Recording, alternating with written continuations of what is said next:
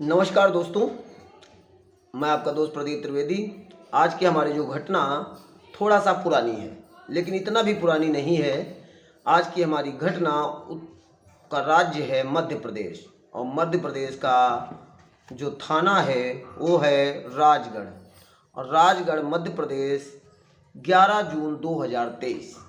जून 2023 को मोकमपुरा के बाटेड नाले के पास कोई चरवाहा जानवर चराने गया था। वहाँ पर नाले के अंदर देखता है कि एक लाश पड़ी हुई है। उसको कुत्ते व सियार नोच नोच कर खा रहे हैं। ऐसे में वो बहुत डर जाता है, लेकिन कौतूहलवश उधर गया था और वहाँ पर उसने जब देखा था तो वहाँ पर वो कोई लड़की या महिला प्रतीत हो रही थी, क्योंकि वो सलवार सूट पहने हुए थी। वहाँ पर एक लेडीज सैंडल भी पड़ी हुई थी, जिससे उसको लगा कि ये लाश किसी महिला की ही है। ऐसे में वो राजगढ़ पुलिस के पास जाकर सूचना देता है और बताता है कि वहाँ नाले में एक लाश पड़ी हुई है, जिसको कुत्ते व सियार ने इतना ज़्यादा खाया है कि वो कंकाल बन चुकी है। राजगढ़ थाने के जो एसएचओ थे श्री उमेश कुमार यादव, वो मय फोर्स के घटनास्थल पर पहुंचते हैं। लाश को नाले से बाहर निकाला जाता है और निकालकर पंचनामा भरकर उसको पोस्टमार्टम के लिए भेजा जाता है। अब पुलिस अगल बगल वहाँ पर कुछ भीड़ भी इकट्ठा हो जाती है, और लेकिन कोई भी व्यक्ति उस लाश की पहचान करने में सक्षम न था। ऐसे में पुलिस अगल बगल के थाने में पहचान करने के लिए खबर पहुंचाती है। सर्विलांस के माध्यम से सूचना जारी की जाती है, और क्योंकि 11 तारीख को लाश मिली थी और ये पूरी तरह से लग रहा था कि लाश 5-6 दिन पुरानी है। ऐसे में लगभग 10-15 दिन पहले से अगल बगल के और जितने भी थाने थे, उन थाने में उस लड़की की उम्र की अगर कोई लड़की या महिला गुमशुदा रिपोर्ट दर्ज कराई गई थी, उनकी जांच करने लगती है। जब पुलिस जांच कर रही थी, पड़ताल कर रही थी, ऐसे में एक दंपति थाने आते हैं और वो अपना नाम हजारी लाल तंवर बताते हैं और कहते हैं कि मेरी लड़की भी 4 जून से गायब है, उसका कहीं से कोई पता नहीं चल रहा है। तो पुलिस को भी उसको डांटती है और पूछती है कि 4 जून से तुम्हारी लड़की गायब है, आज तुम 13 जून को थाने आ रहे हो और फिर हमसे कह रहे हो कि हमारी लड़की गायब है, पुलिस को सूचना क्यों नहीं दी? तो कहते हैं सर, वो हमें लग रहा था वो किसी के साथ भाग गई है, इसीलिए लोक लज्जा के भय के कारण, डर के कारण कि समाज में बेइज्जती हो जाएगी, इस वजह से मैंने पुलिस को सूचना नहीं दी। पुलिस उस लड़की के कपड़े उनके समक्ष लाती है। जब वो कपड़े देखते हैं तो वो फूट फूट कर रोने लगते हैं, क्योंकि हजारी लाल तंवर और उनकी पत्नी कलाबाई दोनों फूट फूट कर रोने लगते हैं। और वो कहते हैं साहब, ये कपड़े तो हमारी बेटी संगीता के ही हैं।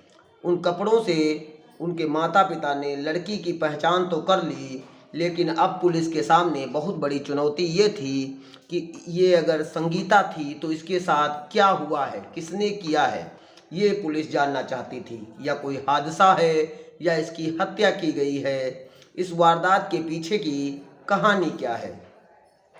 अब जब पुलिस उनसे पूछती है तो वो बताते हैं कि हम लोग खेतिहर मजदूर हैं, ठेके पर खेती किसानी का काम लेते हैं और करते हैं। हम कुछ दिन पहले लालदुरिया एक गांव है, हमारे गांव दलेलापुर से लगभग 3 किलोमीटर की दूरी पर है, वहां पर हम लोग काम करने जाया करते थे। 20-25 मजदूर का एक संगठन होता है जो हम लोग ठेके पर काम लेते हैं, और बड़े बड़े ठाकुर लोगों के घरों में या बड़े लोगों के घरों में हम लोग काम करने जाते थे।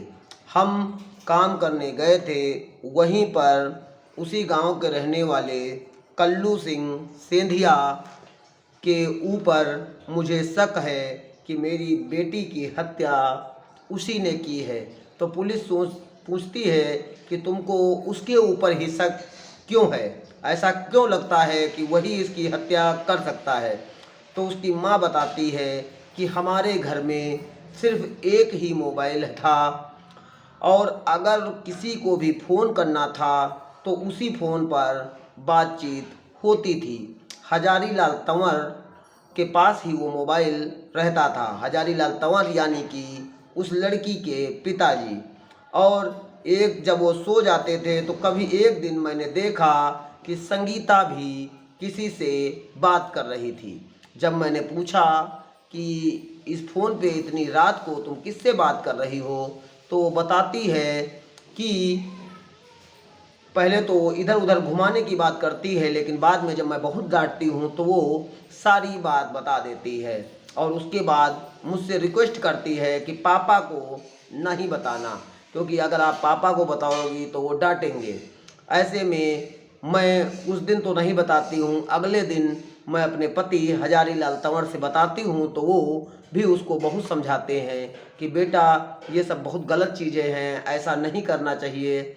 जिस प्रकार से वो समझा सकते थे अपनी बेटी को समझाते हैं, लेकिन जवान लड़की थी और वो वहाँ खेती के लिए गई थी और हम तीनों लोग गए थे, वहीं पर उससे संपर्क हुआ था। और संपर्क के बाद जब उसने इसको बताया होगा, जब मौका मिले तो तुम स्वयं फ़ोन कर लेना, फिर मैं बैक कॉल कर दूंगा। ऐसे में इन लोगों की बात चोरी छुपे हुआ करती थी। मैंने बहुत बार समझाया, लेकिन मेरी बेटी ये मानने को तैयार नहीं थी। और 4 जून से अगर गायब हुई है तो इसके पीछे कहीं न कहीं उसी का हाथ हो सकता है। पुलिस इनके बताए अनुसार उसको उठाकर थाने लाती है, पूछताछ करती है, लेकिन कोई भी साक्ष्य उसके खिलाफ नहीं मिल रहा था। तो पुलिस उसको छोड़ देती है। लेकिन अब इनके समुदाय के और भी लोग थाने में जब दबाव बनाने लगते हैं तो पुलिस उसको दूसरी बार उठाकर थाने लाती है।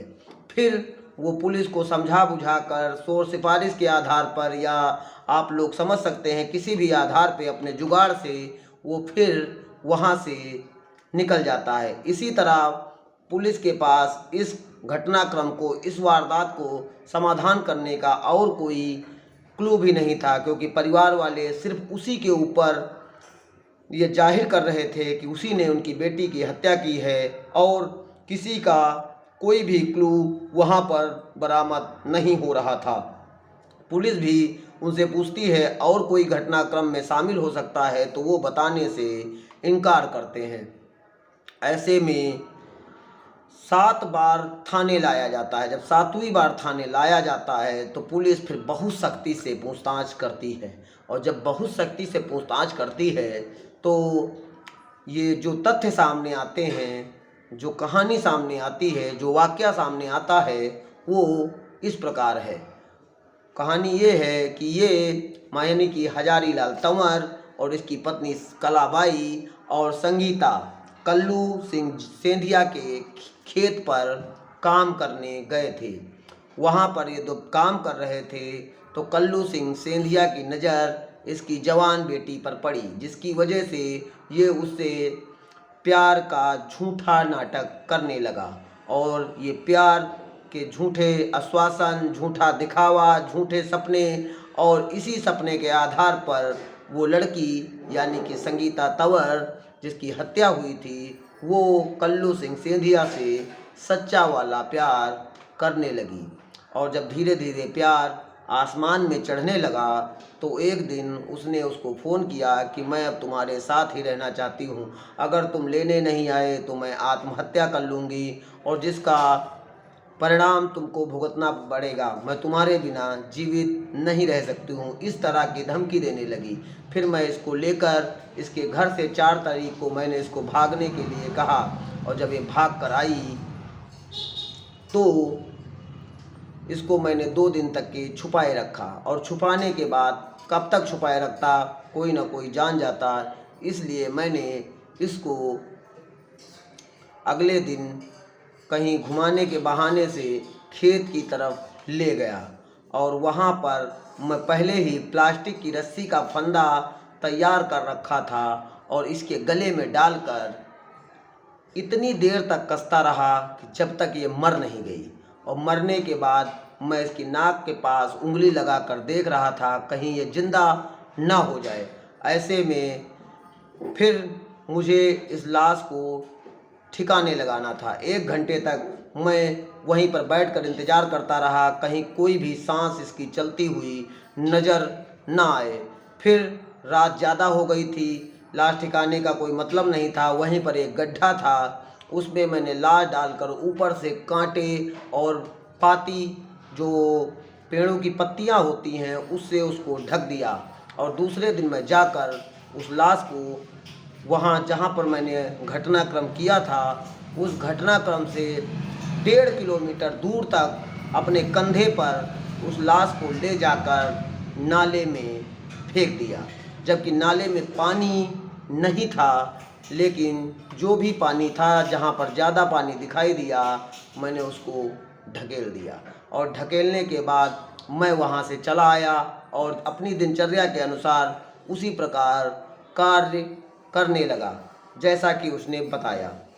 अब पुलिस के पास इस बयान के अनुसार कोई भी क्लू नहीं था, क्योंकि वो लड़की मोबाइल लेके नहीं गई थी और जिस समय उसने भी घटनाक्रम किया उसके पास भी मोबाइल नहीं था। जहाँ नाला था या जहाँ घटनाक्रम हुआ वहाँ की कोई भी मोबाइल CDR लोकेशन कुछ भी पुलिस के पास तथ्य या साक्ष्य के रूप में नहीं था। पुलिस ने उसके बयान, उसकी वीडियोग्राफिंग के आधार पर और जो भी फ़ोन कॉल वो हजारी लाल तंवर के मोबाइल पर किया करता था उसको आधार बनाकर न्यायालय के समक्ष उसको पेश किया गया और न्यायालय ने लड़की के कत्ल के जुर्म में अभी तो उसे जेल भेज दिया गया है।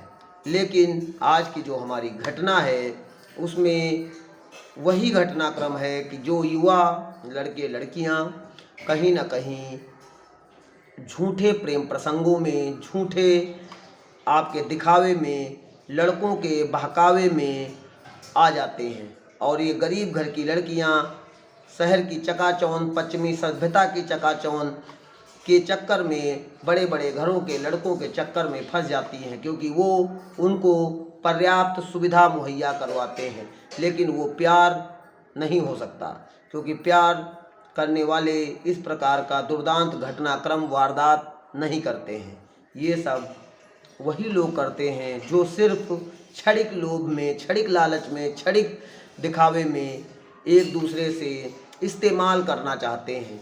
हवस के पुजारी टाइप का शब्द जो होता है वो इन लोगों के लिए यूज करना गलत ना होगा, क्योंकि ऐसे लोग सिर्फ अमर्यादित होते हैं, सामाजिक होते हैं। इनको किसी के जीवन और मरने से कुछ भी लेना नहीं होता है। और इस प्रकार की घटना आज के समय में बहुत ज़्यादा देखने को मिलती हैं। और जब लड़का और लड़की दोनों बालिग हो जाते हैं तो अपने फैसले स्वयं लेने लगते हैं और परिवार की रजामंदी नहीं लेते। और परिवार की रजामंदी न लेना, बड़े बुजुर्गों के सलाह पे न चलना, ये कहीं ना कहीं इस प्रकार की हत्याओं के लिए, वारदातों के लिए और कांड के लिए उत्तरदायी होता है। आज की हमारी घटना से प्रेरणा लेते हुए किसी के साथ कोई भी अप्रिय समाचार ना हो, सभी सजग रहें, जागरूक रहें और दूसरों को भी जागरूक करते रहें। मेरा मकसद आपको बताना नहीं, जगाना है। धन्यवाद। जय हिंद, जय भारत।